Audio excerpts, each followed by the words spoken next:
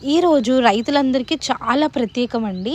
నూతన సంవత్సరం మొదటి రోజులాగా భావిస్తాము. వీడియో ఎండ్ వరకు చూడండి ఎందుకు ఇలా చెప్తున్నాను అనేది. సో చూస్తున్నారు కదా, ఒక గిన్నె తీసుకుని దానికి పసుపు కుంకుమ రాసుకుని గోమాత దగ్గరికి వెళ్ళి అక్కడ ఉన్న గెత్తాన్ని తీసుకున్నాం అనమాట.